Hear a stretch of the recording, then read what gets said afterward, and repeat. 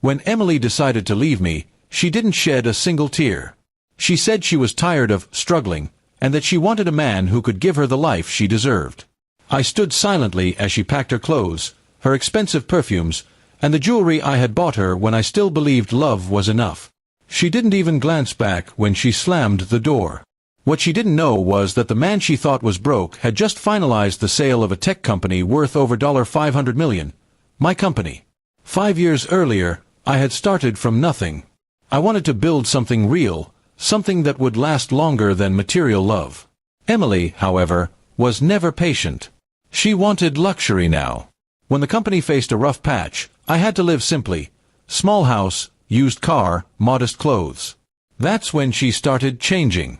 She'd stay out late, stop cooking, and talk about how her friend's husband treated her like a queen. I pretended not to notice the contempt growing in her eyes every time she looked at me. One night, she came home and announced she was leaving. "You're a good man, Daniel," she said flatly, "but love doesn't pay the bills."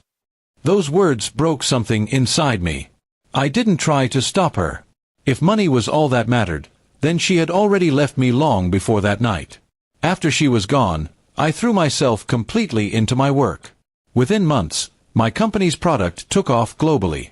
Investors came knocking, and suddenly, I went from being the broke guy with dreams to a multimillionaire.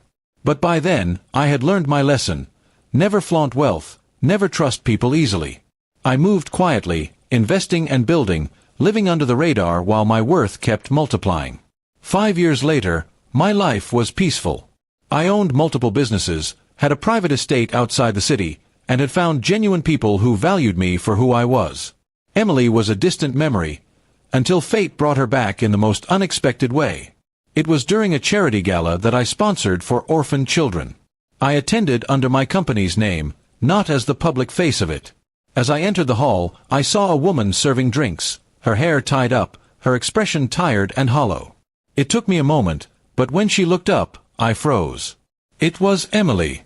For a second, I thought she might not recognize me.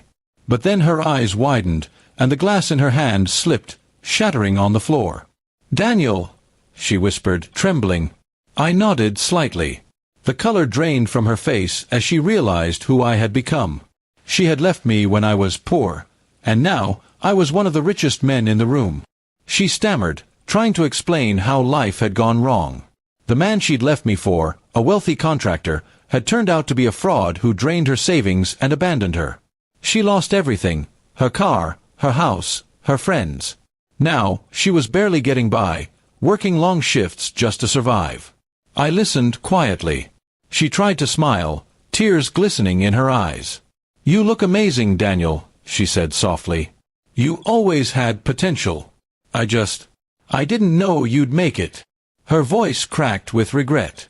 I could see the pain in her eyes, not just for her situation, but because she finally understood what she had thrown away. Then came the part that almost made me laugh. She asked if we could start over. She said she had changed, that she now valued love and loyalty over wealth. But as I looked at her, all I could see was the woman who abandoned me when I needed her most. I smiled gently and told her, "Emily, I did start over. Just not with you." A few moments later, my fiancée, Claire, walked up, graceful, kind, and completely unaware of Emily's past with me. She slipped her hand into mine and greeted Emily warmly. "It's so kind of you to help with this event," Claire said. Emily could barely respond. Her lips trembled as she realized that I had found the happiness she never truly wanted to give. As we left the gala, I glanced back one last time. Emily stood there, watching us, tears streaming down her face.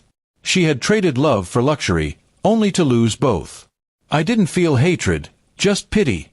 Life had already given her the punishment I never needed to deliver. In the car, Claire asked me why I seemed quiet. I simply replied, "Just remembering how far I've come." She smiled and squeezed my hand. The truth was, I wasn't thinking about money or revenge. I was thinking about peace, the kind that comes when you finally let go of the past and realize that the best revenge is success lived with grace. That night, as I looked at the stars from my balcony, I whispered a quiet thank you. Losing Emily had once felt like the end of my world. But now I knew, it was the beginning of a better one.